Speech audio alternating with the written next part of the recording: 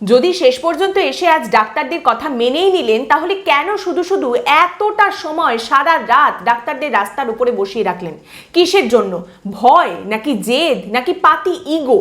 কি কারণে এইরকম একটা নির্লজ্জ প্রহসন বারবার আমাদের চোখের সামনে তুলে ধরা হচ্ছে? এই রাজ্যটাকে রসাতলে পাঠানোর ক্ষেত্রে ইতিমধ্যেই কি কিছু কম কাজ করা হয়েছে যে আরো এই সমস্ত জিনিসপত্র আমরা দেখতে পাচ্ছি? এই যে ঘটনা ঘটলো, ডাক্তাররা অবস্থান করলেন, বসে রইলেন, সেখানে কিন্তু কোনো রকম কোনো গন্ডগোল হয়নি। কেউ ব্যারিকেড ভাঙচুর করেননি, কেউ এখান থেকে ইট ছোড়েননি, কোথাও কেউ আহত হননি, রক্তাক্ত হননি।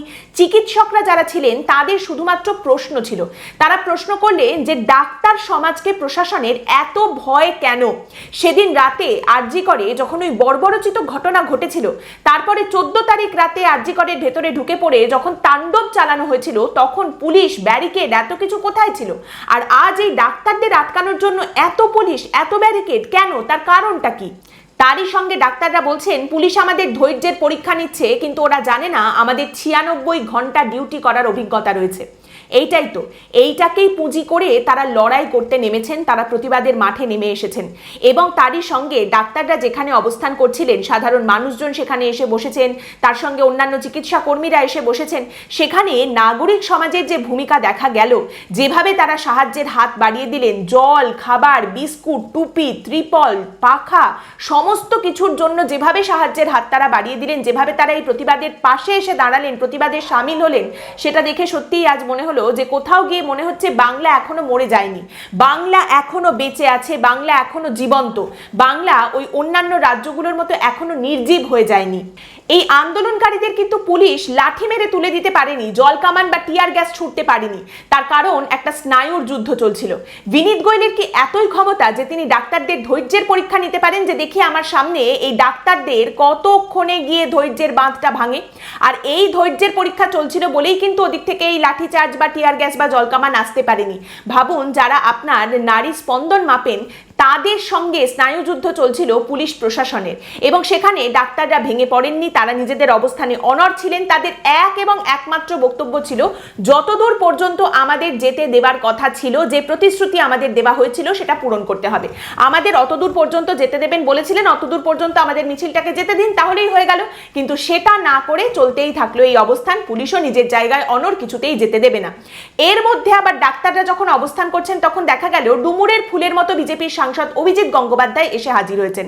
অভিজিৎ গঙ্গোপাধ্যায়, যাকে এই বিষয় নিয়ে এর আগে কোনো মুখ খুলতে দেখতে পাওয়া যায়নি, তিনি কোনো মন্তব্য করেননি, গোটা বিষয়টা নিয়েই চুপ ছিলেন, কোনো বড় স্টেটমেন্টও সামনে রাখেননি, কোথায় ঘাপটি মেরেছিলেন, লুকিয়েছিলেন। হঠাৎ তিনি কাল উদয় হয়েছেন এবং তাকে দেখার পর আন্দোলনকারীরা গো ব্যাক স্লোগান দিয়েছেন। এবার আপনার মনে এই প্রশ্ন জাগতেই পারেন যে আন্দোলনকারীরা অভিজিৎ গঙ্গোপাধ্যায়কে গো ব্যাক স্লোগান দিতে পারলেন, সাহস পেলেন তারা এরকম স্লোগান দেওয়ার জন্য? অভিজিৎ গঙ্গোপাধ্যায়, যিনি কিনা বাংলার ন্যায় বিচারের মুখ ছিলেন একটা সময়, যিনি কিনা এখন ভবিষ্যৎ দ্রষ্টা, জ্যোতিষীর মতো হয়ে গেছেন একজন, অমুক দিনে কি হবে, আগামী দিনে কি হতে চলেছে সব তিনি এখন থেকেই বুঝে যান, যাকে দেখলেই ক্যামেরা গদগদ হয়ে যায়, তাকে গো ব্যাক স্লোগান, হ্যাঁ দিলেন। এই আন্দোলনকারীরা গো ব্যাক স্লোগানটা দিলেন, দিতে পারলেন। তার কারণ এই আন্দোলনকারীদের কোনো রাজনৈতিক স্বার্থ নেই, কোনো রাজনৈতিক স্বার্থ চরিতার্থ করার জন্য তারা এই আন্দোলনটা করছেন না, এই অবস্থান করছেন না। এবং সেই কারণেই কোনো রাজনৈতিক ব্যক্তিত্ব এসে এই প্রতিবাদ মঞ্চকে তার নিজের রাজনৈতিক ডিভিডেন্ডের জন্য ব্যবহার করবে, এটাও তারা হতে দিতে চান না।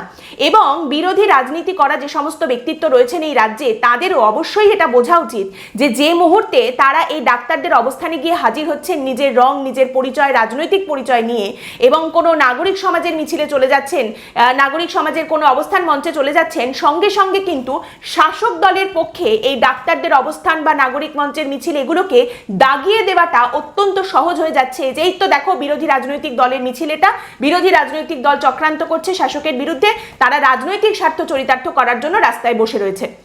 আমি জানি এর আগে একাধিক রাজনৈতিক ব্যক্তিত্ব বলেছেন যে ওই মেয়েটি আমার পরিবারের অংশ, বা তাকে আমি আমার পরিবারের একজন বলে মনে করি, আমার বোনের রক্ত হবে না কো ব্যর্থ। কিন্তু খুব লঘু শুনতে লাগলেও বাস্তব কথা এটাই যে আপনার পরিবারের বা আপনার বোন যদি হতেন, ভগবান করুন তার সঙ্গে এরকম ঘটনা কোনোদিন যেন না ঘটে, কিন্তু যদি আপনার পরিবারের কেউ হতেন তার সঙ্গে এরকম ঘটনা ঘটার সম্ভাবনা অনেক কম ছিল। একজন সাধারণ মেয়ে যিনি ভিড়ের একটি মুখ ছিলেন, তার সঙ্গে এরকম একটা বর্বরচিত ঘটনা ঘটেছে এবং তিনি ভিড়ের একটি মুখ ছিলেন বলেই তার সঙ্গে ওই ঘটনা ঘটার পর থেকে প্রমাণ লোপাট, ধামাচাপা দেওয়ার অভিযোগ বন্যার মতো সামনে উঠে এসেছে। এই আন্দোলন ওই মেয়েটির বাবা মার বিচার পাওয়ার আন্দোলন, এই আন্দোলন তার সতীর্থদের আন্দোলন, এই আন্দোলন জুনিয়র ডাক্তারদের নিরাপত্তা নিশ্চিত করার আন্দোলন, এই আন্দোলন মহিলাদের সুরক্ষা নিশ্চিত করার আন্দোলন, মহিলাদের সম্মানের লড়াই, এই আন্দোলন সামাজিক চেতনার যে অবক্ষয় হয়েছে তার বিরুদ্ধে আন্দোলন। তাই এই আন্দোলন এবং প্রতিবাদ মঞ্চে যদি কোনো রাজনীতি থেকে থাকে তাহলে সেটা পার্সোনাল পলিটিক্স, কোনো পার্টি পলিটিক্স নয়। এখানে কোনো রকম তাদের কোনো রাজনৈতিক স্বার্থ নেই। এবং বিনীত গোয়েল, পুলিশ কমিশনার, তিনি আজ ডাক্তারদের কাছে এটা স্বীকার করে নিয়েছেন যে তার ডিপার্টমেন্টের পুলিশ প্রশাসনের গাফিলতি ছিল, ব্যর্থতা ছিল। The department was a failure, a complete and utter failure in handling the situation. অন্যদিকে ফেলিয়ারের কথাই যদি বলতে হয় তাহলে এই গোটা ঘটনায় আমাদের রাজ্য সরকার বা প্রশাসনের যে ফেলিয়ার দেখা গেছে, তাদের একটা যে অথর্ব ছবি সামনে উঠে এসেছে সে তো আর বলার কোনো জায়গাই রাখে না, আপনারা সকলেই জানেন। কিন্তু আমাদের সরকার কত কর্মঠ এবং তারা কতটা কাজ করেছে, ভালো ভালো কাজ কত করছে, সেটা তো তাদেরকে সামনে রাখতেই হবে বারবার। নিজের ঢাক সে যতই ফেঁসে যাক না কেন, বারবার বাজাতে গেলে বাজাতে তো থাকতেই হবে। যেমন আমরা আজকে দেখলাম যে আমাদের সরকারের তরফ থেকে এই ধর্ষণ রুখতে অপরাজিতা বিল 2024 বিধানসভায় আজকে নিয়ে আসা হয়েছে। এবার বিষয়টা হচ্ছে এই যে বিলটা আনা হয়েছে, শুনতে বেশ একটা বড় নাম দেওয়া হয়েছে, কিন্তু এটা আলটিমেটলি একটা কাগজের টুকরোর থেকে বেশি কিছু হয়ে থাকবে বলে তো মনে হয় না। কেন এই কথা বলছি? তার কারণ হচ্ছে, প্রথমত একটা ঘটনা ঘটলো, সঙ্গে সঙ্গে আপনি তড়িঘড়ি একখানা বিল নিয়ে চলে এলেন, এটা কোনো কাজের কথা হলো না।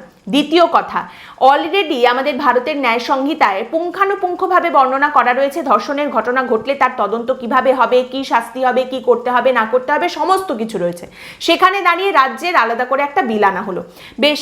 কিন্তু তারপরেও আপনি যদি রাজ্য এবং রাষ্ট্রের আইনি আলোচনা করেন, আইনি প্ল্যাটফর্মে নিয়ে গিয়ে দুটোর যদি পর্যালোচনা করেন, তাহলে রাষ্ট্রেরটাই অবশ্যই বেশি করে বিবেচিত হবে বা বেশি গ্রহণযোগ্য হবে, সেটা ঠিক আছে। এবং তৃতীয় কথা, যেটা সব থেকে বড় কথা, বিল আনা হয়েছে, খুব ভালো কথা। এটা যদি আইন হয়ে যায়, রাজ্যপাল সইটই করবেন, তারপর আইন হয়ে গেল, খুব ভালো কথা। কিন্তু এই আইন যারা পালন করবেন সেখানে যদি গন্ডগোল থাকে, তাহলে আপনি যতই কঠোর আইন নিয়ে আসুন না কেন, তার তো কোনো লাভ আলটিমেটলি দেখতে পাওয়া যাবে না।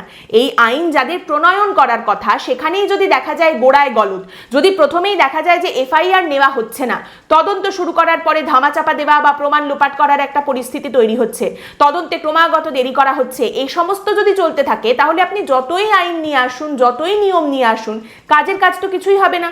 নিয়ম, কাঠামো, আইন সমস্ত কিছু অলরেডি রয়েছে। যাদের এই আইন প্রণয়ন করার কথা, তারা যাতে তাদের কাজটা সঠিকভাবে করেন, সেখানে যাতে কঠোর থেকে কঠোর কোনো নিয়মাবলী আনা যায়, সেই দিকটা বরং দেখা উচিত। আপনারা জানেন সিভিক ভলেন্টিয়ার যারা রয়েছেন তাদের বিরুদ্ধে একাধিক অভিযোগের আগেও উঠেছে, শ্লীলতাহানির অভিযোগ আছে, ধর্ষণের অভিযোগ আছে। সম্প্রতি ইভেন সিভিক ভলেন্টিয়ার তিনি মদ্যপ অবস্থায় বাইক চালিয়ে মিছিলের মধ্যে ঢুকে পড়ছেন, প্রতিবাদের মধ্যে ঢুকে পড়ছেন, এই পরিস্থিতি হয়েছে, সেখানে পুলিশ আবার তাকে সাহায্য করছেন, এই অভিযোগও উঠে এসেছে। এই রকম ছবি দেখা যাচ্ছে। তো এখানে গোটা বিষয়টাকে কি করে শুধরানো যাবে? আমরা সোশ্যাল মিডিয়ায় দেখছি পুলিশ আধিকারিকরা বড় গলা করে লিখছেন যে তারা কি করে তাদের কাছের মানুষজন, চেনা লোকজনকে সুযোগ সুবিধা পাইয়ে দেন, নিজেদের ক্ষমতা ব্যবহার করে ড্রিঙ্ক অ্যান্ড ড্রাইভ কেস থেকে তাদেরকে মুক্তি দিয়ে দেন, কি করে তারা এসব করেন সেসব নিয়ে তারা বড়াই করছেন। তো এই সব যখন পরিস্থিতি, সেখানে আইন সবার জন্য সমান হবে এটা ভেবে যদি আমরা বসে থাকি, তাহলে তো বলতে হবে আমরা মূর্খের স্বর্গে রয়েছি। তো এই জায়গাটায় কি করে কি বদলানো যেতে পারে, এখানে কি কঠোর আইন নিয়ে আসা যেতে পারে, সেটা একটা প্রশ্ন কিন্তু হতে পারে। তারই সঙ্গে মুখ্যমন্ত্রী আজ যখন এই বিলটা নিয়ে এলেন, একাধিকবার তিনি বললেন যে বাংলা মায়ের কুৎসা করা হচ্ছে, বাংলা মাকে অপবাদ দেওয়া হচ্ছে, বাংলা মায়ের নামে বাজে বাজে কথা বলা হচ্ছে। দেখুন, বাংলা মা তো কারুর পৈতৃক সম্পত্তি নন, এবং বাংলা মা কোনো পার্টি অফিসের সামনে একটা ছবি দিয়ে গলায় মালা দিয়ে টাঙিয়ে রাখা একটা ফ্রেমও নন।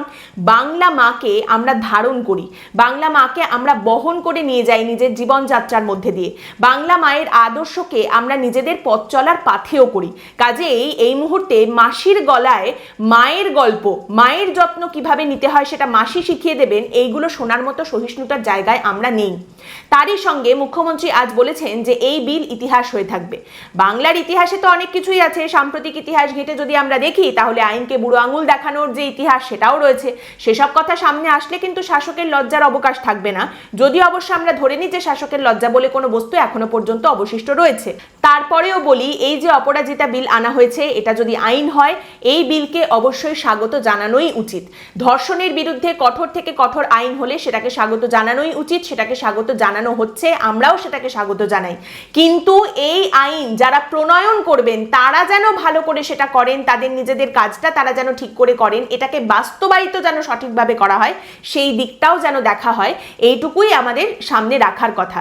এই আইন যদি সঠিকভাবে প্রণয়ন করা হয় তবেই সেটা আগামী প্রজন্মের জন্য একটা উদাহরণ হবে, তা না হলে কিন্তু এটা ওই একখানা কাগজের টুকরো বা কাগজের ঠোঙা হয়েই থেকে যাবে, তার বেশি কিচ্ছু নয়। পুলিশ কমিশনার বিনীত গোয়েলের কাছে এই যে চিকিৎসকরা আন্দোলন করে গেলেন, বিনীত গোয়েল যাতে ইস্তফা দেন সেই দাবিপত্র তো অবশ্যই দিয়েছেন।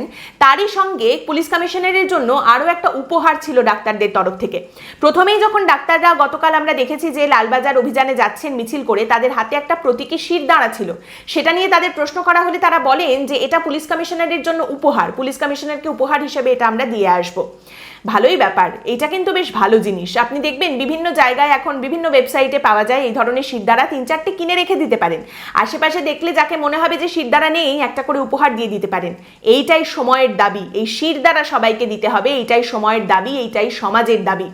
আজ যারা এই ডাক্তারদের ধমকাচ্ছেন, চমকাচ্ছেন, আন্দোলন করার জন্য চাপ দেওয়ার চেষ্টা করছেন, সাধারণ মানুষজনকে যারা ভয় দেখাচ্ছেন প্রতিবাদ বা আন্দোলনে নামতে গেলে, তার আগে সাধারণ মানুষকে যারা হুঁশিয়ারি দিয়ে যাচ্ছেন, যারা ক্রমাগত হুমকি দিয়ে যাচ্ছেন, কানের কাছে এসে ফুসফিস করে বলে যাচ্ছেন আরে দাঁড়া না, একটু সময়টা যাক, মামলাটা একটু সাল্টে গেলেই না দেখে নেব, যারা জোরে জোরে হুমকি দিচ্ছেন বা যারা প্রচ্ছন্ন হুমকি সামনে রেখে দিচ্ছেন, ফোঁস করার কথাও যারা বলছেন, আপনাদের উদ্দেশ্যে বলি, কবি তারাপদ রায় বহুদিন আগে না আপনাদের জন্য একটা উত্তর রেখে গেছেন।